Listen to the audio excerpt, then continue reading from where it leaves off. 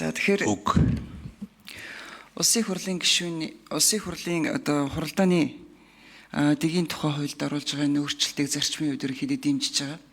Бас түрүүн улсын хуралд оруулж байгаа өөрчлөлт бол бас сахилах хариуцлагыг, ялангуяа улсын хурлын гишүүний сахилах хариуцлагыг дээшлүүлэх ийм зорилготой байсан. Энд бас одоо яг энэ хуулийн төсөлд бас яг энэ санаа шингэж орж ирсэн байгаа.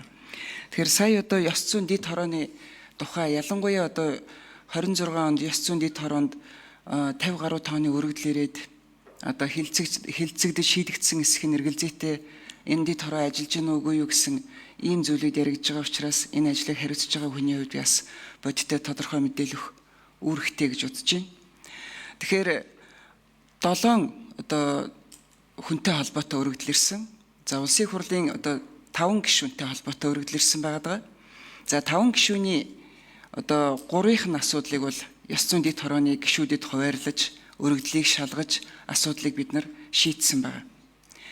За манай ёс зүйн дэд хороо бол 8 гишүүнтэй. Бид нар бүгдээрээ ажил үүргээ хуваарлаж аваад хийгээд явдаг. За 2 гишүүнтэй холбоотой өргөдөл одоогоор хилцэгдээгүй, шийдэгдээгүй. Зөвхөн одоо өргөдлийг бол шалгаж тайлбарыг нь аваад хуралдааны хүлээгээд байж байгаа. Ёс зүйн дэд хороог хуралдуулах тухай 5-ыг тавьж өгөхийг бид нар байнгын хорон дарагт 5-аас 6 удаа бид нар тавьсан. 5-аас 6-нд 7 хоног гэсэн үг. Тэгэхээр энэ 5-ыг хүлээгээд байж байгаа. Тэгэхээр ерөнхийдөө ёс зүйн асуудал маш хэцүүдэд байна. Энэ одоо энэ хороо ажиллаж гэнэ үгүй юу гэсэн ийм эргэлзээ тэнэгэлзээг төрүүлээд ах шиг байна. Бид нар бол улсын хурлын гишүүний ёс зүйн дүрмийн хүрээнд төрийн албан агчийн ёс зүйн тухай хуулийн хүрээнд энэ хуулиа баримталж бид нар ажиллаж байгаа. Бид нар хуулийг давж ажиллаагүй. Хуулийг дутуу хэрэгжилж бид нар ажиллаагүй. Тэгэхээр хуулийн зохицуултын хүрээнд ажиллаж байгаа шүү. Энийг одоо би бүр албан ёсоор одоо хэлье гэж би бодож байна.